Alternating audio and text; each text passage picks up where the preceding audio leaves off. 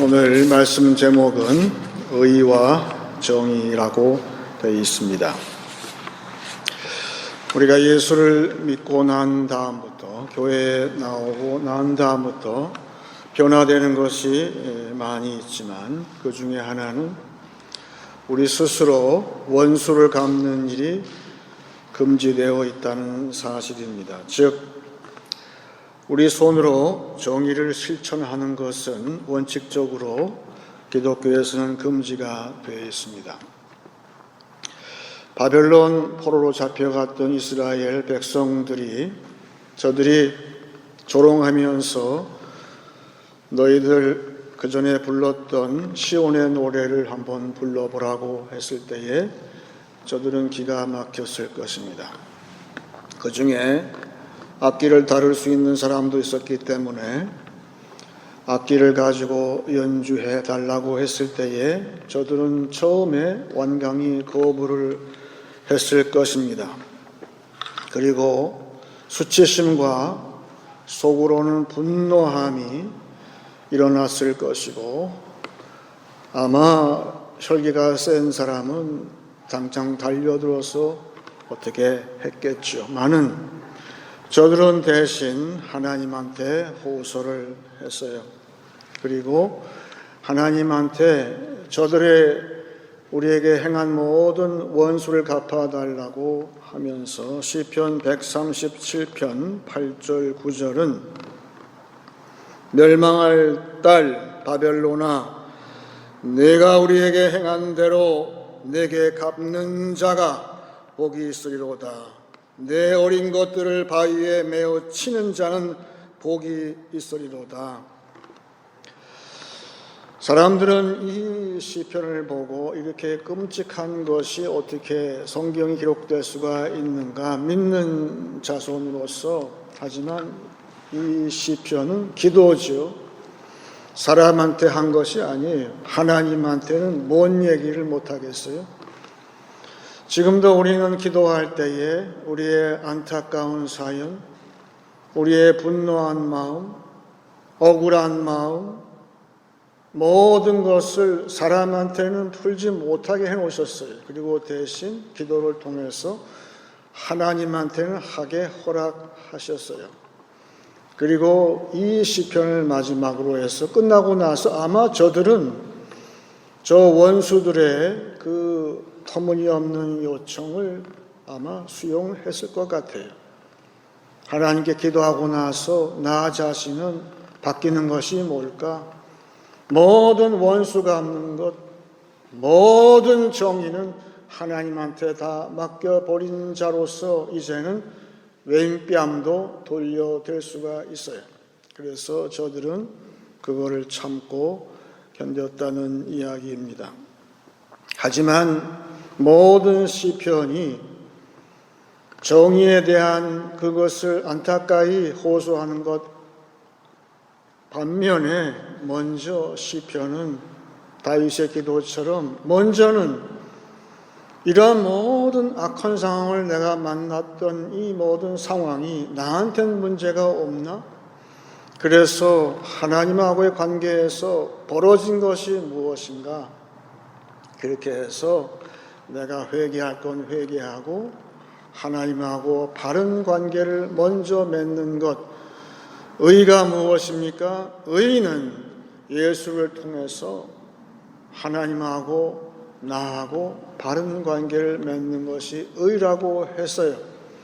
그래서 내가 할 일은 원수를 갚는 것, 정의를 실천하는 것이 아니라 그 먼저 내 자신 안에 하나님께서 옳다 하시는 의를 먼저 확보하는 것이 먼저라는 사실을 성경은 거듭 강조하고 있기 때문에 나는 오늘도 억울하지만 정의가 아니라 먼저 하나님의 의이신 예수를 내가 붙잡게 되는 것이죠.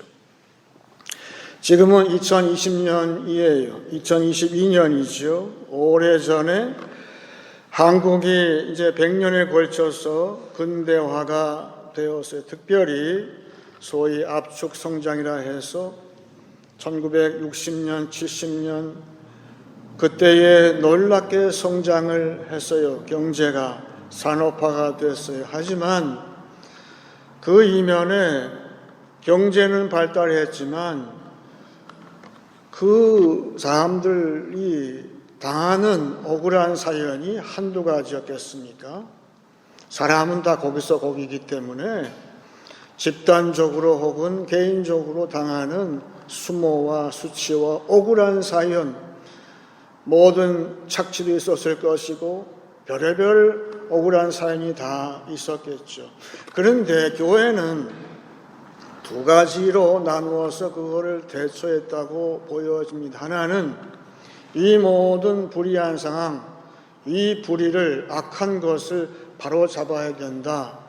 소위 정의를 이제 실천해야 된다. 나가서 외치는 사람도 있었고, 근데 그런 분들은 소수였어요. 말하자면 비주류였죠. 대부분의 주류교회는 그렇게 하지 않았어요. 먼저는 교회에 그래서 억울한 사연을 가지고 나오는 분들 이야기를 다 들어줬어요. 목사님하고 상담하면서 눈물을 흘려가면서 당한 억울한 사연을 다 목사는 다 듣는 거예요. 그리고 나서 교회는 무엇을 제시했는가? 이 모든 환난을 통해서 예수님을 알게 해 주었어요.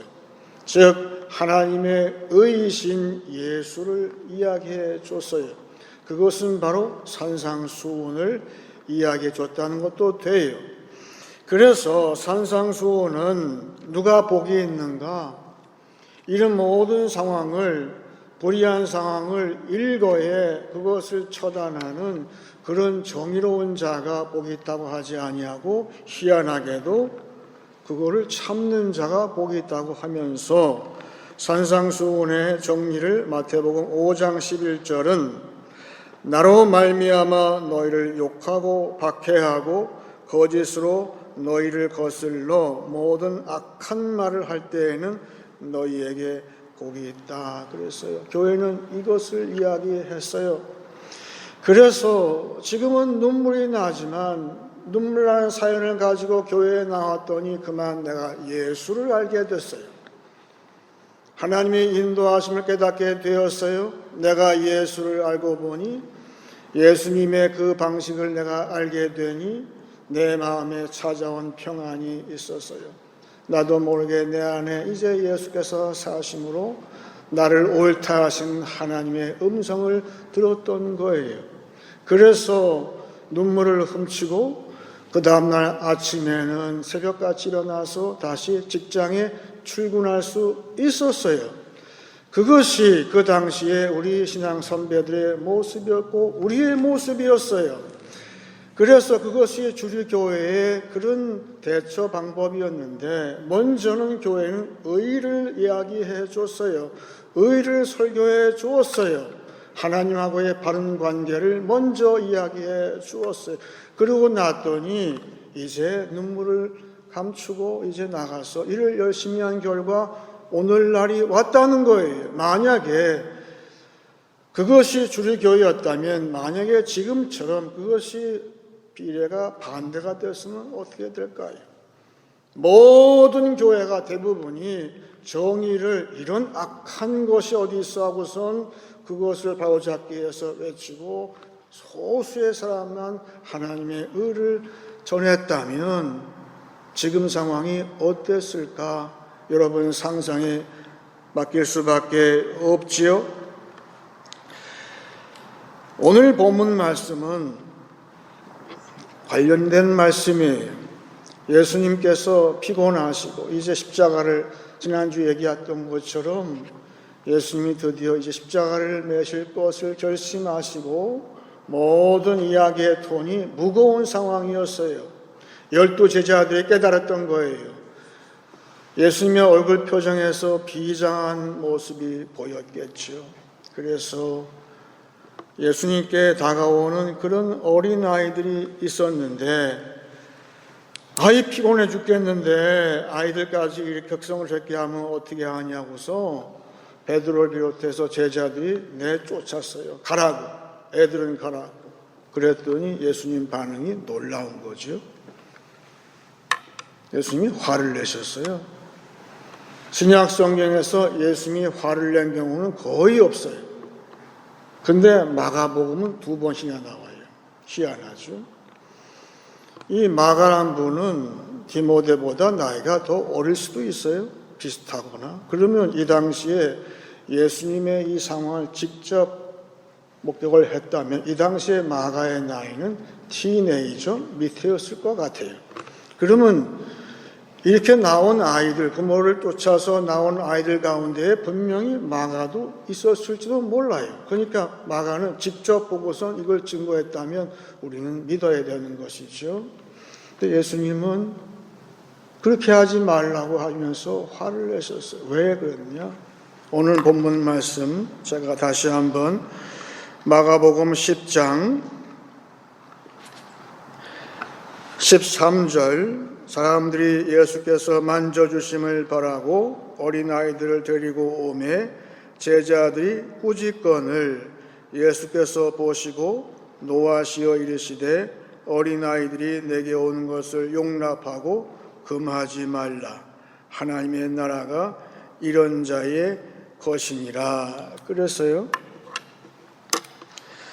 하나님의 나라가 이런 자의 것이니라. 근데 이런 어린아이 같은 자라고 전부 통칭해서 지금 말씀하고 있는 거예요. 내 마음에 억울한 사연이 있고 그런데 내가 갚을 길이 없어요. 어린아이는 힘이 없잖아요. 아무 능력이 없어요. 의지할 데가 없는 저 사람들이 내 앞에 오는 것을 너희들이 막지 말라. 교회가 어떻게 막아요? 그런데 교회 스스로 판단해서 예수님 피곤하시니까 대충 사탕 하나 줘서 돌려보내야지. 그럴 수 있다는 거예요. 그런데 예수님은 그걸 화를 내셨어요. 지금도 예수님께서 화를 내시는 이유는 딱 한 가지라는 걸 우리가 알 수가 있어요. 언제 화를 내시나? 이것이 사회에서 발생하는 것, 모든 문제가 이것이 문제로구나. 우선 교회가 속단을 하고 그것을 정의라고 이름하여서 정작 예수님께 이르지 못하게 하는 경우가 없을까요? 그것이 예수님께서는 문제라고 말씀하고 있다는 것을 알게 되었어요. 그것은 성급한 정의라 할 수 있어요. 편의주의라 할 수 있어요. 지금 세상에 온 교회까지 들어온 것은 편의주의예요. 모든 것을 가볍게 생각하는 거예요. 이렇게 하면 되겠지. 교회에서 이렇게 하면 대처하면 되는 것이지. 그렇게 하면서 정작 예수님께로 나오는 예수님의 의의는 전해주지 못한다면 지금도 교회는 예수님의 화를 당할 수밖에 없다는 사실을 아는 것이죠. 조지 버나드 쇼라는 분은 19세기에서 20세기 초까지 사신 분인데 언제 한번 이야기한 오스카 와일드하고 동시대 분이에요. 근데 이분은 아일랜드 분 그 특유의 그런 입담이 있어가지고 말을 희한하게 이렇게 돌려서 얘기하는데 거기에 진리가 포함되어 있어서 사람들이 굉장히 좋아했다고 그래요. 이분이 남긴 말 가운데 그런 말이 있더라고요. 사람이 엄마 뱃속에서 10개월 있는 때만큼 자기 처신을 잘하는 적이 없다 그래요. 무슨 말인가? 태아가 무슨 처신을 잘할 수 있어요? 아무 힘도 없잖아요. 의식도 없는지 모르겠지만 아무튼 그런 상황이 가장 인간으로 태어나서 가장 처신을 영어로 얘기해서 매니지먼트를 제일 잘한 때가 10개월이라고 이 양반은 얘기를 할 때 그 말이 바뀌었다 싶은 거예요. 왜? 내 임의로 판단해서 이걸 해보겠다고 이거 고쳐봐야지, 내가 뭔 잘못이 있으면 고쳐봐야지, 그렇게 나서서 내 스스로 뭐를 고치려고 소위 커렉션을 하려고 애를 쓰는데 그럴수록 내 인생을 전부 이상하게 만들어 간다는 거예요. 태아는 절대적으로 하나님의 자비만 의존하게 되어 있어요. 어머니의 그 양분하고 하나님의 그 전에 하나님의 자비하신 하나님의 손에 절대적으로 탯줄로 연결되어 있는 게 태아 아니겠어요? 그것이 바로 인간의 모습이다라고 이분이 버나드 쇼가 얘기할 때 저는 맞다고 생각을 했어요. 그런데 오래전에 이 이야기를 들은 건 아니지만 실천하신 분이 우리가 잘 아는 야베스라는 분이 있어요. 이분은 자기의 인생이 삶이 희한하게 얽혀있는 것을 깨달았어요. 어디서부터 손을 대야 할지 모르는 거예요. 이 잘못된 상황, 나의 신체를 포함해서 내 주변 상황, 관계가 모든 것이 잘못됐어요. 근데 그분은 특이하게도 그것을 내 스스로 그것을 개조하고 고치고 그렇게 하지를 않았어요. 여러분이 알듯이 야베스는 하나님께 기도했어요. 이것을 할 수 있는 분은 오직 자비하신 하나님 한 분이시다. 그래서 하나님의 자비에 의존을 했어요. 그래서 복을 달라고 그랬어요. 하나님 저에게 복을 주세요. 그 말이 맞잖아요. 그랬더니 내가 내 스스로 개혁한다고 개조한다고 고쳐본다고 타일러 본다고 아무리 해도 버나드 쇼 이야기처럼 점점 더 인생의 매니지먼트가 엉망된다는 것을 알고 하나님께 맡겼을 때에 하나님이 매니지먼트를 해 주셨어요. 그 결과가 나오죠. 역대상 2장 55절에 야베스에 살던 서기관 종족 곧 디랏 종족과 시므아 종족과 스갓 종족이니 이는 다 레갑 가문의 조상 함맛에게서 나온 개인 족속이더라. 내가 늘 얘기하듯이 야베스라는 말은 사전에 없는 말이라고 그랬죠. 그런데 야베스라는 이름을 얻고 두 번 나오는데 여기에 나오는 거예요. 야베스가 자기 혼자서 매니지먼트 안 하고 자비하신 하나님한테 복을 달라고 기도할 때에 하나님의 전권을 다 맡기고 기도했을 때 하나님께서 복을 주셔서 축복을 해 주셨더니 야베스라는 마을이 생겼다. 어떤 게 난 거예요? 결론은 뻔한 거잖아요. 하나님께 모든 매니지먼트를 다 맡기는 것입니다. 그것이 중요한 거예요. 하나님께 나오는 자, 오늘 말씀 보니까 똑같아요. 예수님께서 어떻게 예수님이 왜 화를 내셨을까?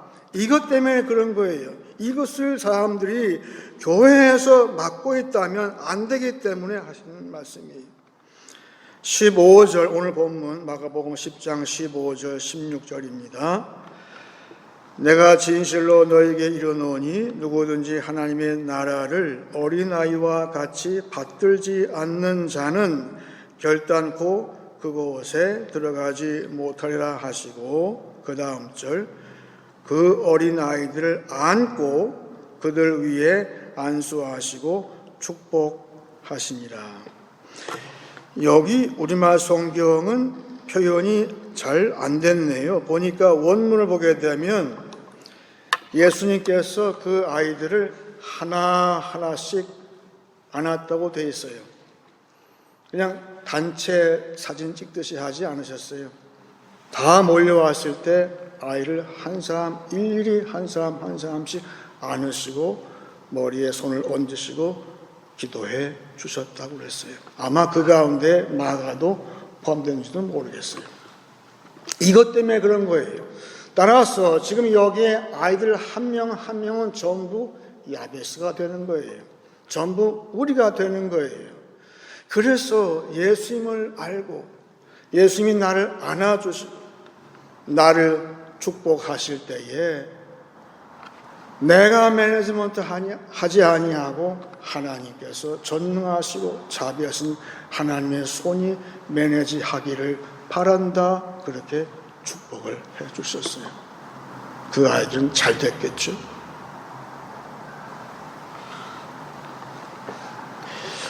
지난주에 예배를 준비하려고 있는데 한 흑인 청년이 교회를 들어왔어요. 그냥 노크도 없이 들어왔어요. 말도 없어요. 뭐 하나 따라가 봤더니만 저쪽 부엌에 가가지고는 눈을 보니까 이미 맛이 같더라고요. 초점이 없어요. 근데 그 가운데서도 그 녹색 가루인가 뭘 이렇게 바닥에 놓더니만 뭘 하려고 들어요. 그래서 내가 짐작을 하고서 교회에서 청년 교회에서 이런 거 하면 안 돼. 하려면 나가서 해야지. 교회는 예배드리는 장소야. 움찔하더라고요. 좀 뒤에 보니까 그거는 치웠더라고요. 그래서 나한테 하는 말이 그 꼬부라진 혀를 가지고 $1 그거 참 못 알아들었어요. $1 있냐 뜻이죠. 교회가 돈이 없는 게 아니라 그걸 주는 게 아니라는 생각이 들었어요. 돌아서서 보니까 다시 갔어요. 이번에 갈 때에는 성경책을 들고 갔어요. 교회에서 줄 건 이것뿐이 없잖아요. 그래서 같이 앉으니까 제가 쓴 이 돋보기 안경이 신기했는지 그걸 뺏어가지고 제가 써보더라고요. 그러니까 이 아직 아이예요. 애야, 애. 그래서 유명한 요한복음 3장 16절을 펴놓고 이거 한번 읽어보라고. 그랬더니 그 상태에서 그냥 영어를 잘하지만 풀렸기 때문에 발음이 시원찮죠. 그래서 내가 다 읽은 다음에 내가 받아가지고 큰 소리로 읽어줬어요. 여기에 망한다는 거, 죽는다는 거, 페리시란 말 알고 있냐? 안 돼. 그러면 여기에 이터널 라이프, 영생도 알고 있냐? 가만히 있어요. 네가 너하고 나 장차 들어갈 곳은 이런 데가 아니라 저기 영광스러운 곳이야. 이런 거 하면 안 돼. 그래서 너 이제 기도할래?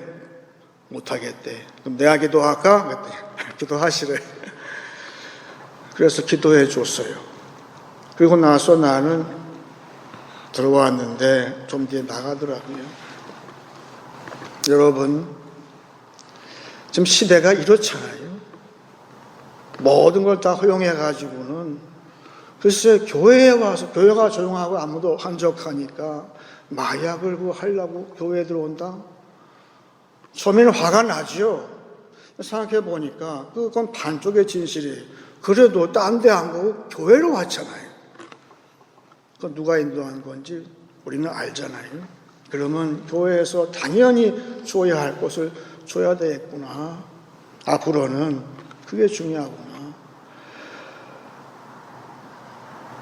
하나님의 복은 예수를 통해서 받는 것이고 예수는 말씀에서 들음으로 나온다고 했으므로 교회는 먼저 하나님의 의이신 예수 그 말씀을 주는 것이 먼저다.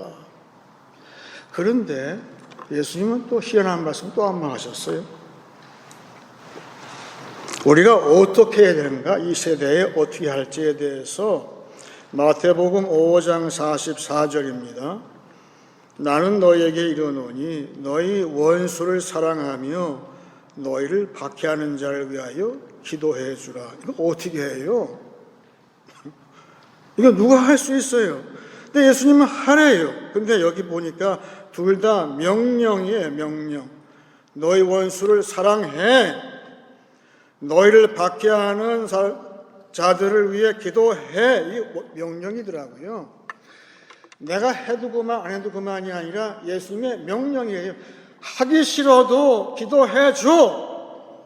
하기 싫어도 죽어도 저들을 위해 기도해줘. 그거를 사도 바울은 번역을 다시 했어요. 로마서 12장 19절에서 21절에 내 사랑하는 자들아 너희가 친히 원수를 갚지 말고 하나님의 진노하심에 맡기라. 이게 중요한 거예요. 하나님의 진노하심에 맡기라는 뜻은요, 내가 지금 속에 열불이 나요. 어이구야, 어떻게 교회 와서 마약을 하려고 드냐. 원수 같으잖아요. 화가 나죠. 그런데 그 화를 하나님 앞에다가 놓으라고 했어요. 내가 진노하는 게 아니라 하나님의 진노함에 그 앞에다가 맡기라 두란 뜻이에요. 기록되었으되 원수 갚는 것이 내게 있으니 내가 갚으리라고 주께서 말씀하시니라. 그 다음에 내 원수가 줄이거든 먹이고 목마르거든 마시게 하라. 그리함으로 내가 숯불을 그 머리에 쌓아 놓으리라. 악에게 지지 말고 손으로 악을 이기라. 제가 깨달았어요. 바울이 왜 그 당시에 악한 로마 정부를 위해서 기도하라고 했을까? 학자들이 이해가 안 되는 거예요. 헷갈리는 거예요. 이제 알았어요. 내가 저 사람을, 저 조직을, 저 국가를, 저 위정자를, 저 대통령을 내가 저주하지 말고 축복을 하게 되면 그 축복을 저가 받고 깨닫게 돼서 회개하면 오케이. 만약에 회개 안 하고 끝까지 하게 되면 그것은 나한테 돌아오는 축복이 될 것이고 그 원수는 하나님께서 처단하신다는 거예요. 그래, 이야, 그렇구나. 이제는 제가 가끔 카나다의 이 정부에 대해서 뭐라고 하는 적이 있었어요. 내가 회개하는 거예요, 지금. 아니구나. 오히려 원수 같은 사람일수록 내가 축복을 해줘야 되는 거로구나. 나를 괴롭게 하고 속상하게 하고 어떻게 저럴 수가 있는가? 또 믿는 사람 가운데서 어떻게 저렇게 하지? 저렇게 악하지?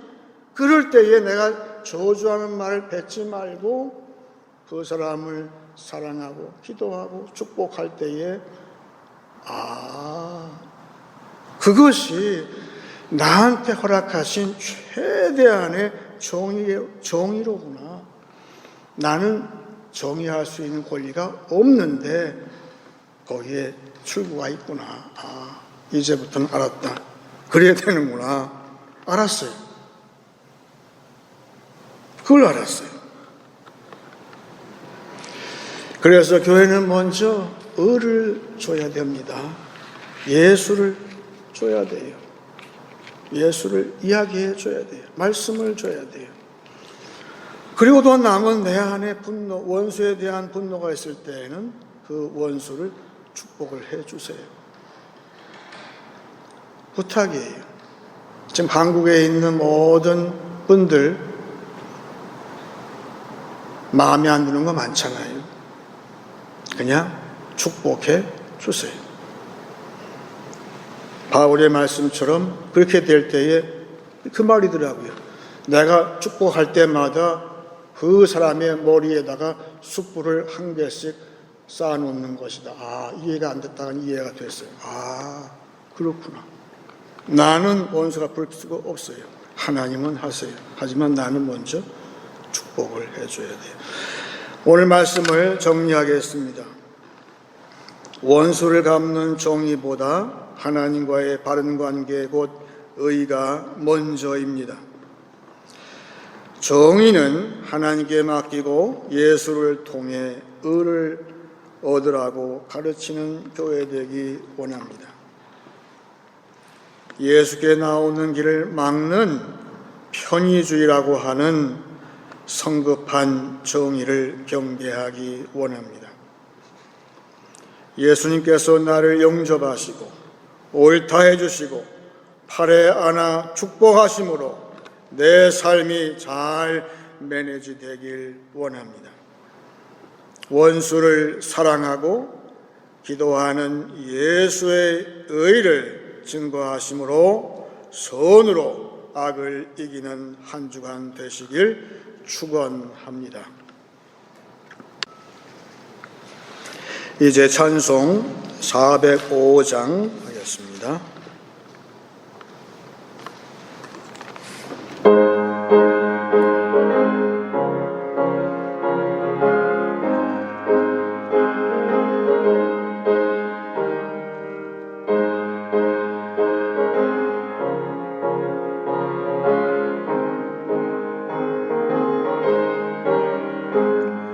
주의 친절한 발에 안기세 우리 마음이 평안하리니 항상 기쁘고 복이 되겠네 영원하신 발에 안기세 주의 발에 그 크신 발에 안기세 주의 발에 영원하신 발에 안기세 날이 갈수록 주의 사랑이 그로 광명하게 비치고 전성 가는 길 편히 가리니 영원하신 발에 안기세 주의